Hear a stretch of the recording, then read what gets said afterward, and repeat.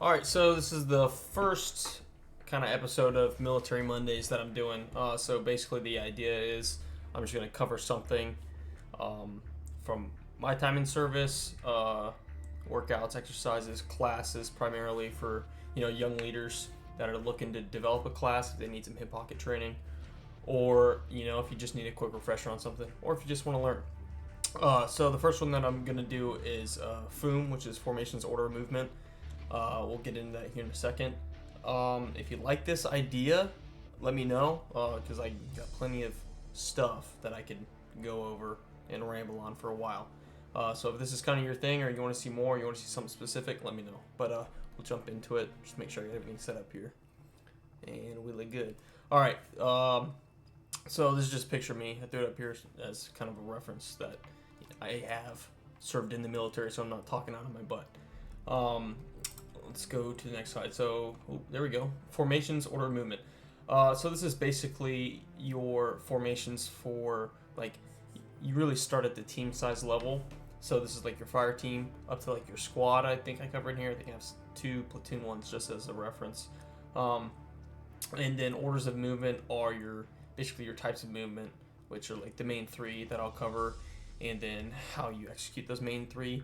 But it's very basic. I'm not going into anything too in depth. This is just very, very basic for new guys, young leaders looking to kind of how to set up their class, or if you're just interested. There's plenty of information that you could find, which I'll reference here, the references that will go much more in depth to whatever you're looking for. All right, here are your references. TC3-21.76 is the Ranger Handbook. That is I don't know if it's updated. That is the 2017 version. It's April 2017. Specifically Chapter 6, that is on movement, and that also has formations under it. This FM7-8, that's older. It's still good, though. It kind of covers, I wouldn't say more than the Ranger Handbook, but it's a broader coverage than the Ranger Handbook. The Ranger Handbook really focuses on ranger tasks, which is a little bit different than a regular rifle team, squad, platoon, because not everybody's light infantry. But both of those are good. Both of those have a lot of information if you're looking for more. Okay, formations. Basically, this is what a formation is. I'm not going to read everything verbatim. If you want to pause it and read it, you can do that. Formations are based on MET-TC. If you don't know what MET-TC is, it's mission, enemy, time available, the terrain you're in, troop support that you have, like your own support or near, like if you're NATO, your other NATO countries, or whoever you're working with. They're like, for example, like the ANA in Afghanistan would be troop support sometimes. And then C is civilian considerations or civil considerations, but really it's civilian considerations because that's the only civil that you're dealing with most of the time, at least for our level of understanding. So the way I say it is civilian because that's kind of what you're considering. If you're on the battlefield, you're either civilian, non-combatant, or you're kind of a hostile. Sure, there's something in between, but not really. Leaders position themselves best wherever they can have command and control over their formation. Depends on the leader, depends on the formation, depends on the size, depends on the amount of training that you guys have. So keep that in mind. But most of the time it'll show in these formations that we go over where the leader is situated. If not, I'll point it out. And then these are just some basic, like fire team sized formations: line, V, echelon, diamond, wedge, and file. Alright, here's some pretty pictures for you. This is the echelon, but this is also referred to as a wedge if you are light, at least for me, light infantry. Because half the time we'll say 90% of the time, if you are a team leader in a light infantry company, active duty, you will not have a full fire team or a full squad or a full platoon. A lot of times echelon will be referred to as wedge. I know there's a wedge right here, and yes, that is a wedge, but I would say 80 to 90% of the time this echelon will be considered a wedge, as you can see in this picture over here, the blue ones. just by manning. I guess if you plus up, you can do the wedge, but that's going to be your wedge, is the echelon. File, self-explanatory. V, looks like more like a Y, but it's the V. Line, if you get online, example would be bounding. Over here in the blue, kind of the same thing. I included the blue for the stagger column. If you're doing a lot of admin movements on fire breaks and roads, you'll be in a stagger column just so you're not walking aimlessly from a leadership perspective. Stagger column, you'll space out. Usually you want to keep that guy at 45 degrees in front of you, to your right, to your left. Pretty simple. And then on the far right here, the squad wedge. It's hard to read, but you get your team 1, squad command, which is your squad leader and RTO, and then your team 2. You'll see that they offset strengths based on the direction of travel, so you have an even amount of firepower off to your left and your right. Yeah, I'll cover any more on that if it comes up. Okay, so here are just some more formations. This is from fire team level to squad level. So this is obviously a fire team file. If you don't know what it is, the names are going to be underneath them for most of them. You can see the team leader's in front of a file because he's leading the team. Same here for your wedge, echelon, but this is really what your wedge is going to look like. Automatic rifleman going into your rifleman. That's pretty standard. And also, it's always leader dependent. So however you see it on here doesn't mean it's always going to be like that. It's leader dependent and mission dependent. MET-TC. Squad line. Yeah, it seems about right. Squad leader positions himself in the middle, so he's most command and control over his team. Same thing for the squad column fire team wedge. And then you can see, I wanted to include this one because it shows a lot of optional. Squad leader normal. So, again, MET-TC, right? You position yourself where you need to so you have the most command and control over your element. If you have, sorry about that, if you have high-speed team leaders and your squad leader and you're cool with hanging in the middle, that's probably the best spot for you because you're in the middle. If you want to be up front, if it's a nighttime movement, you don't want to have to move up through the line when you come to short halts or anything like that. You can hop in the front.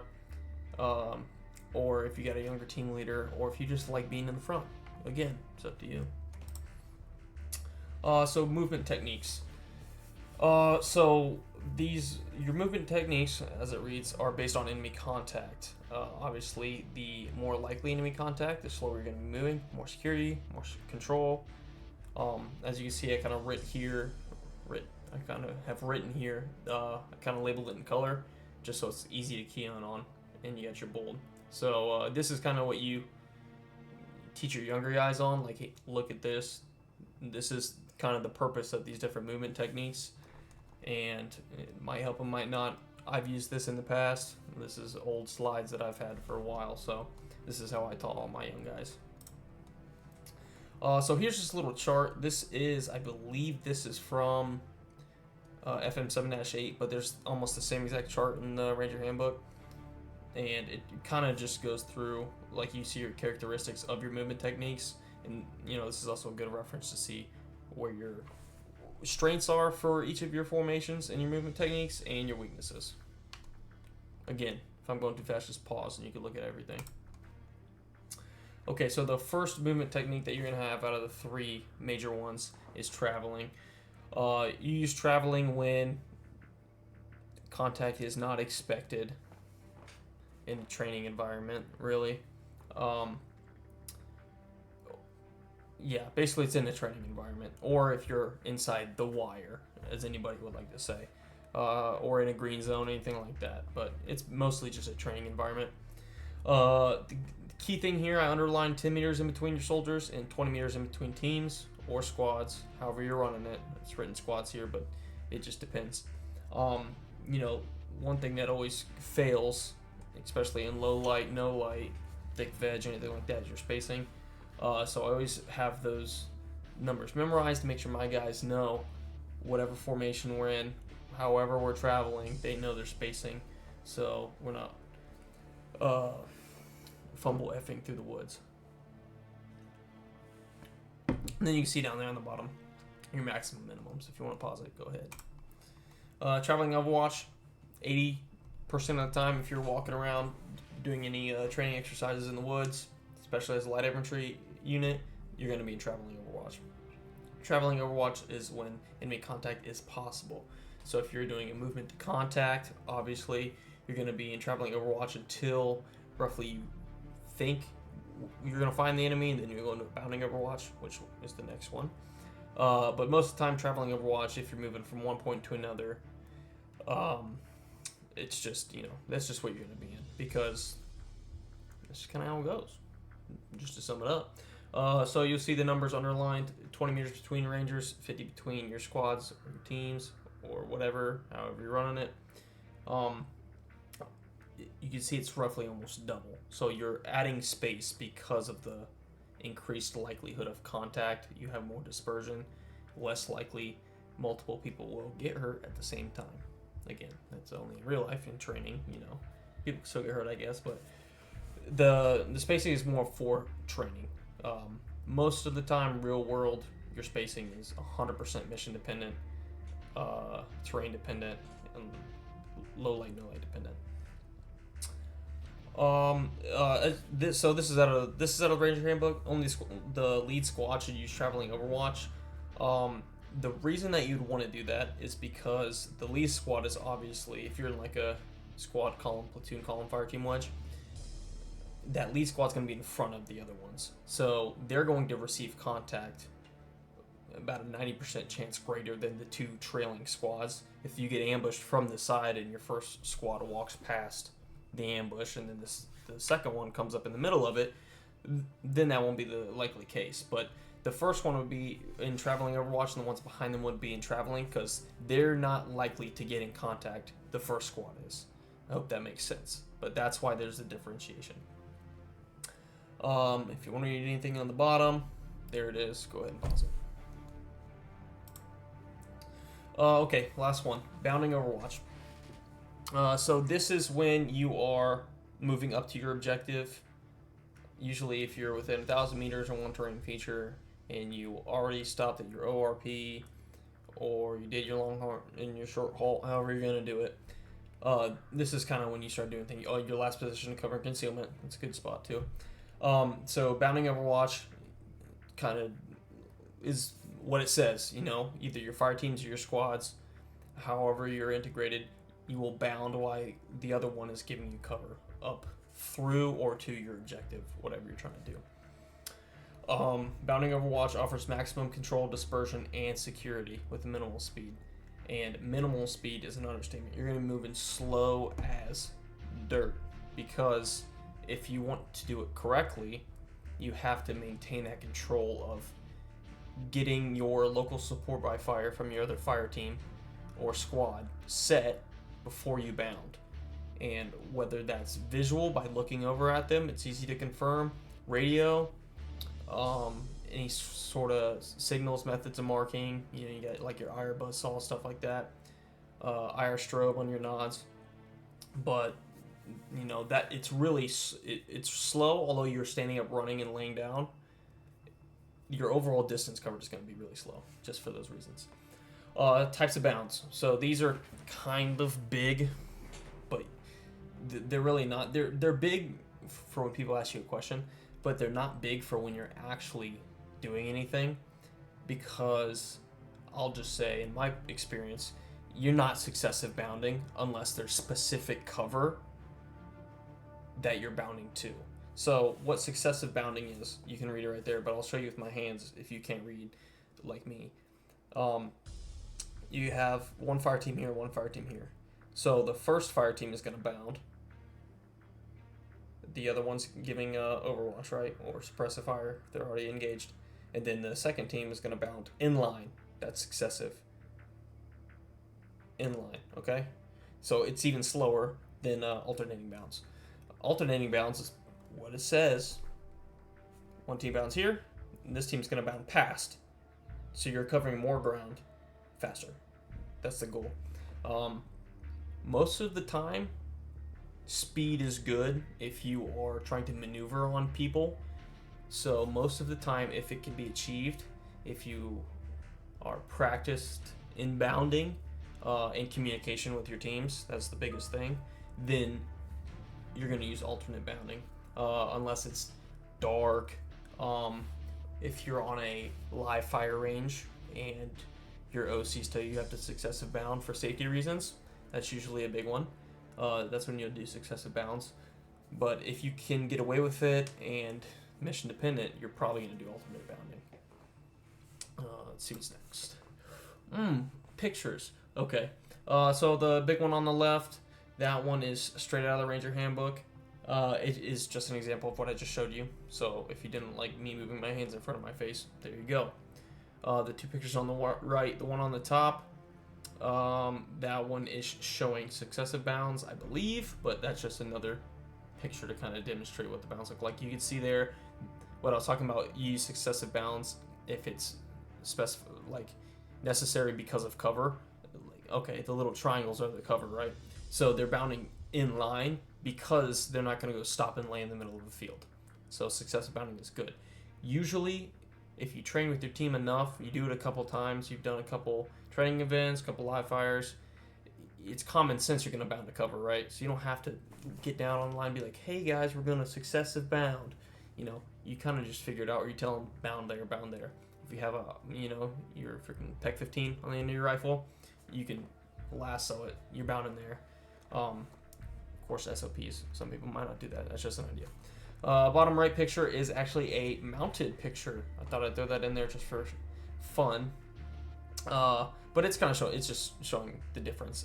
But you're in vehicles instead of fire teams or squads. Same thing though. The bounding is the same. The picture's different. It's the same idea. So these are the bigger formations I was talking about that are just kind of included. Let's see. So the one on the left is a platoon wedge squad column fire team wedge. So it's a platoon wedge because they're oriented as such, kind of in a wedge pattern. Squad column because the squads are staggered in a column, one behind the other, so you can see, and then the fire teams are in a wedge. Right, makes sense. If you look, it should be, yeah. So you can see they're automatic riflemen. That's your M249, your SAW, whatever you want to call it. They're going to be staggered, so you have an even base of fire. Something I was talking about earlier is the team leader will put that automatic rifleman in the position of most likely contact, so he can have the highest base of fire immediately. So in this example up here at my cursor, the likely avenue of approach, likely area that you're going to take fire from is on the left. So if there's a road up here, he put his SAW on the left. The Bravo team leader is going to know, okay, if his SAW's on the left, I'm putting mine on the right, just to keep even base of fire. And then if you're interested, this is your platoon headquarters element with gun attached for your entertainment and pleasure. This is a platoon column, squad column, fire team wedge. I would say the reason I put this picture up is because this is it right here. Sometimes if you're moving to a big objective, for me, airborne operations, if you're clearing out, pushing out from where you jumped in season airfield, you might do a platoon file squad column fire team wedge, so you can kind of have a bigger area that you're pushing back instead of pushing straight in like that. You're spread out on line and you're pushing like that. I've done it before, but I'd say 80 to 90% of the time you're going to be in this formation. And if you want to see, there's your gun attached. Anything else? That's it. All right, look at that. Okay, questions, comments? That's supposed to say like. Yeah, if you got questions, leave them down below. I'll answer them. If you hate what I said or think I'm done, leave it down below. I'll answer you too. Yeah, if you like this, let me know. If you don't, let me know. I could do other classes too.